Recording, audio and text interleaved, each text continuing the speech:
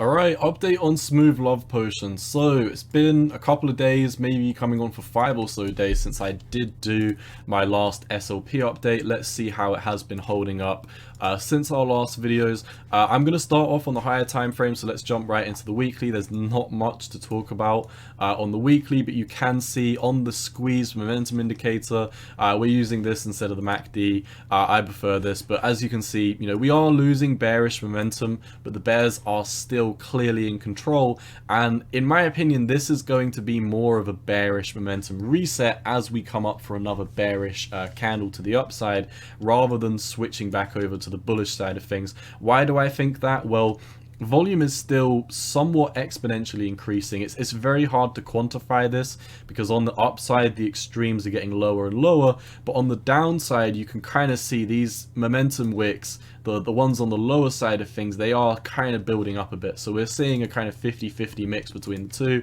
It almost seems like the market cap is kind of diminishing exponentially, so we are running out of people to potentially sell.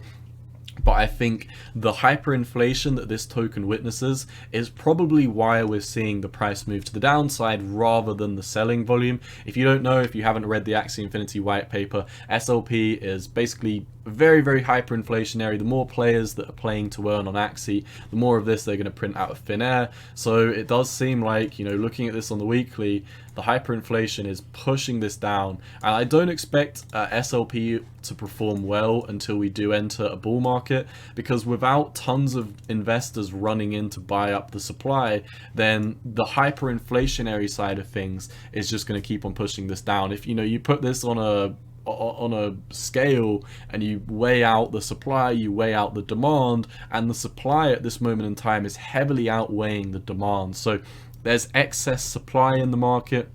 Because there's excess supply, then the price ergo needs to go down. That's basic economics lesson 101. But yeah, like I said, there's a plethora of supply on this. There's not that many people buying up. I mean, you're seeing in terms of the green volume candles, we're just seeing, the amount of people getting euphoric on this and buying up the supply is diminishing exponentially. But what you're actually noticing in terms of the selling volume, the sellers, they're clearly still here. Selling volume may not be too bad on this project, but like I said, the kind of mundane selling volume, pair that with the hyperinflation, is enough to push this price very much exponentially to the downside.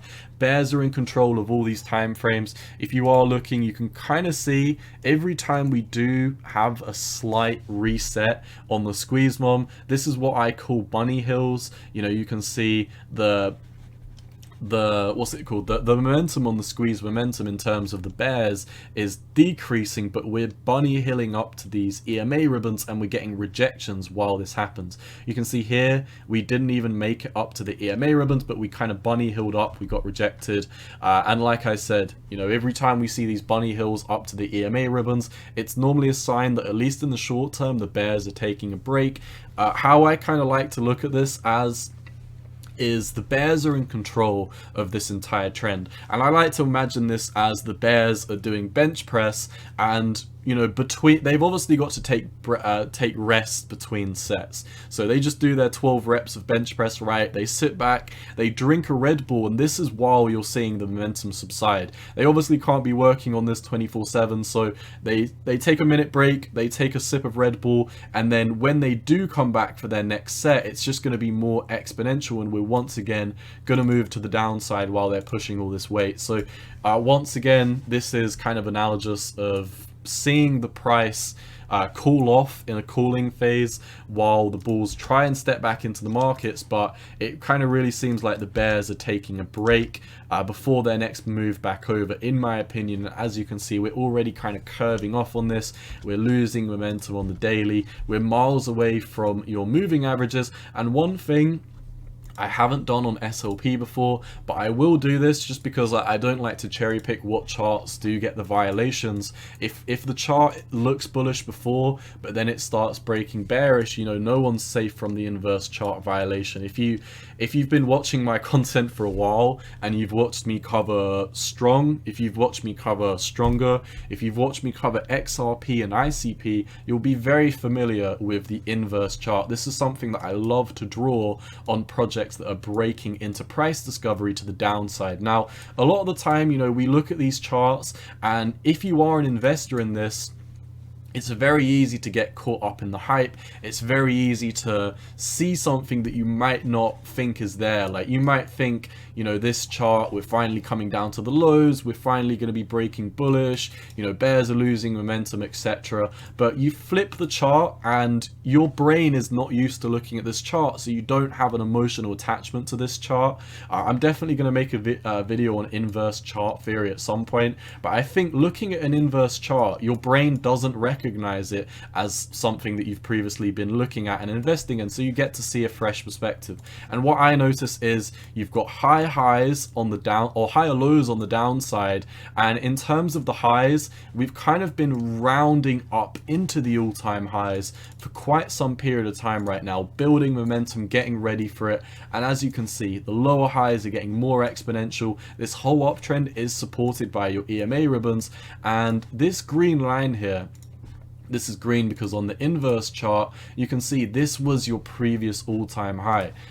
As you can see, if I highlight it here, we came up to it, we W'd into the all-time high, we broke out from the all-time high, and at this moment in time, I didn't notice this, and this is something that is great with inverse chart theory, because this is something that I've literally pretty much made up on my own. I don't think I've ever heard of anyone talking about inverse chart theory, but there you go. I've noticed a pattern that I previously did not notice when looking at the regular chart. Looking at things from a different perspective is always great, and as you can see, you know, I line this up and you can see we're clearly in a bullish pennant right now. We've broken above the all-time high, we've broken above the 1.618 target, we've back tested it as support, and we're now having a bullish pennant to the upside. So in my opinion, this looks like this is going to be a continuation pattern that is more likely going to break upwards. And obviously we've been looking at this from the inverse chart, and what we can now notice is that, you know, putting things in perspective, we're actually in a big bearish pennant to the downside. So I know inverse charts are kind of memes, but it does have some psychology behind it, and especially when you do flip the chart, you will notice something that you probably did not notice there being before.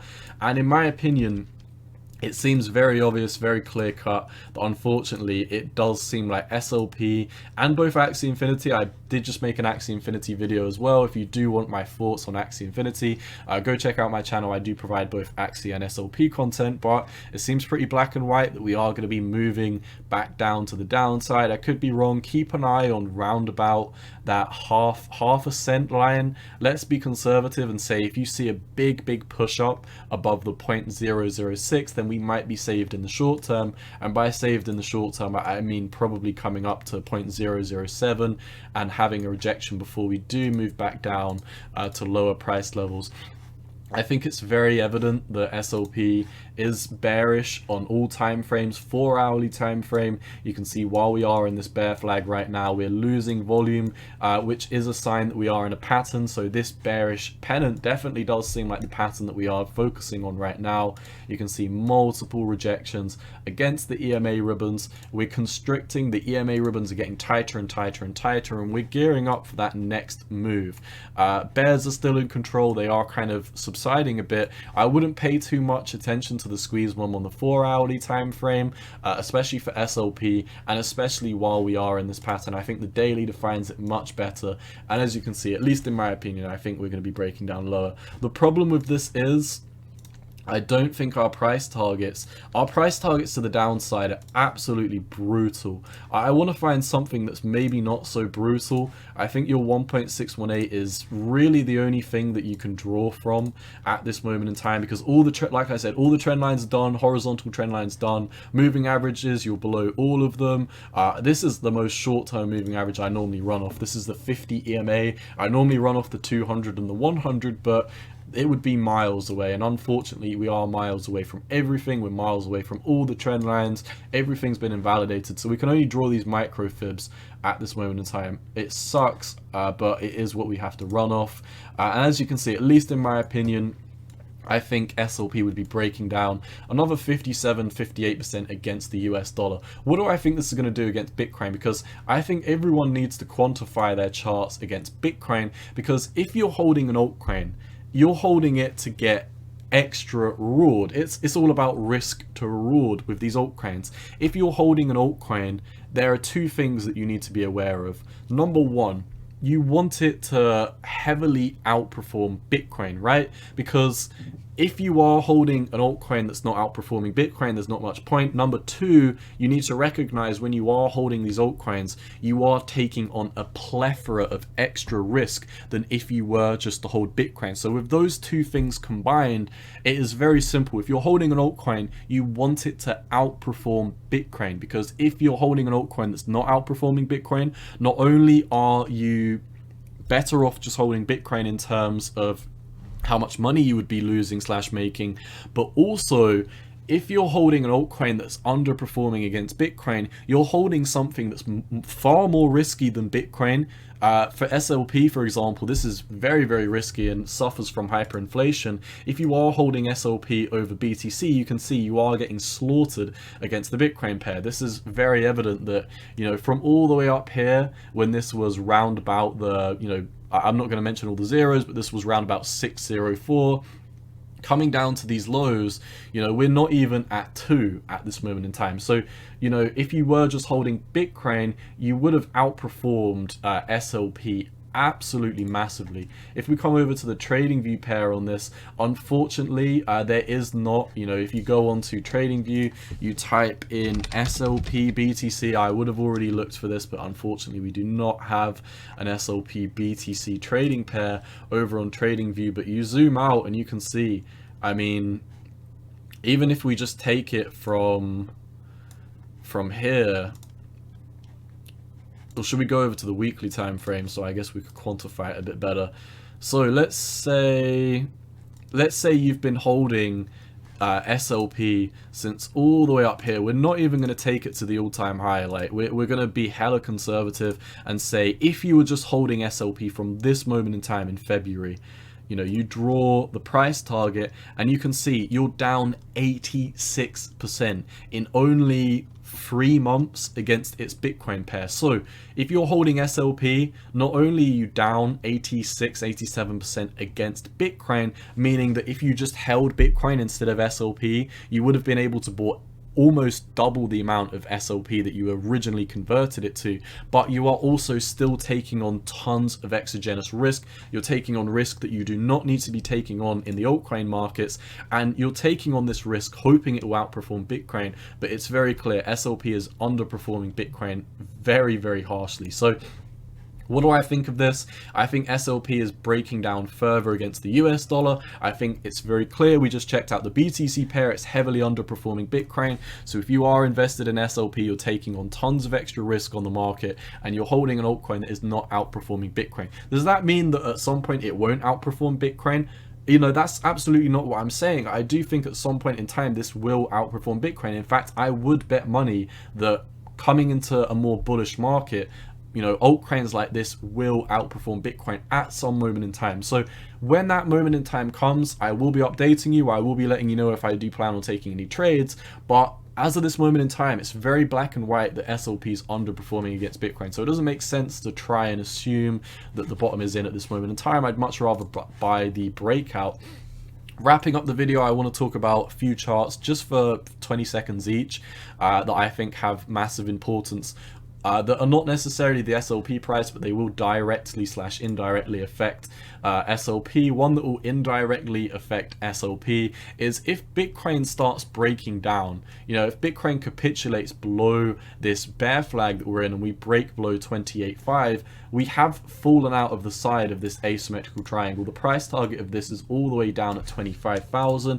If Bitcoin falls another, you know, 12-13%, I imagine that the SLP BTC pair will once again get slaughtered, because altcoins move a lot more euphorically than Bitcoin. So when Bitcoin moves 10% to the downside, most of the time these altcoins get slaughtered. In a bull market, Bitcoin moves up 10%, you could see SLP double in price. But while we are in this bear market type scenario, I think it's going to continue getting slaughtered. Another reason why I think all altcoins, not just SLP, will get slaughtered against Bitcoin is the Bitcoin dominance is breaking out of this channel that we're in on the weekly time frame. When was the last time that we got beat down on the Bitcoin dominance, formed a pattern and then broke out? Well, the last time we broke down on the Bitcoin dominance was coming into the 2017 bull run. When we were forming a pattern was at the start of the 2018 bear market. And when did we break out? We broke out on the Bitcoin dominance when the bear market was solidifying.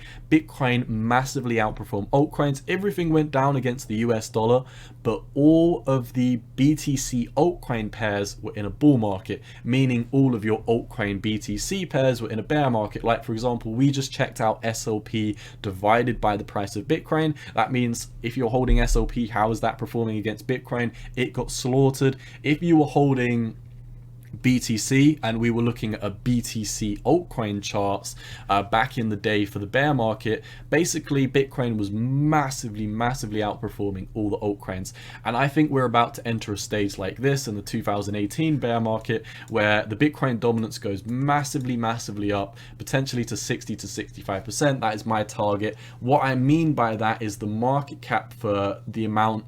So the total crypto market cap is going to have more Bitcoin in it, meaning that the altcoins are going to get flushed out against Bitcoin. So I've showed you a few charts why I think SLP is not only going to break down against the US dollar, but we've also talked about the most important chart of all, which is the altcoin BTC pairs. I think it's very important for traders coming into these bearish phases that you look at your portfolio, you look at your altcoins, you realize, am I taking on all of this extra risk? How is it paying off? Are my altcoins outperforming Bitcoin? If they're not outperforming Bitcoin, then at least in my opinion, why would you be taking on tons of extra risk and it's not paying off? So that being said, wrapping up the video, one last thing to note, I do think Bitcoin is in this breakdown of this descending triangle, and this is something that we've seen before over in the 2018 bear market. I think we're getting ready for this last bottom before a massive bounce, and then I think we're going to come back down, double bottom and get out of here. Why do I think we're going to do something like that? Because this is exactly what we did in this bear market, and it's exactly what we did in the bear market before.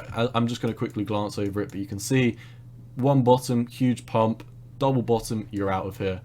One bottom, huge pump, double bottom, we're out of here. I think we're going to come down for one huge bottom, we're going to have a big bounce, then we're going to come back down, flush out the weak hands one last time, and that will be the bear market done, in my opinion. So with all that being said, I do think altcoins are going to massively capitulate against Bitcoin. I think altcoins are going to capitulate against the US dollar. I also think Bitcoin's going to capitulate against the US dollar, but I think these altcoins are going to do a lot worse. You know my price target, I'm personally targeting 0.00225. That is a 57% drop. I wish you all the best in these markets. It sucks that we're breaking bearish, but it is what it is. At this moment in time, we have a massive opportunity. We can either sit on the sidelines or we can look for opportunities to take advantage of. In my opinion, the opportunities that we're going to be presented with at this moment in time is cheap prices on Bitcoin. This opportunity to pick up cheap Bitcoin is a blessing, and with that being said,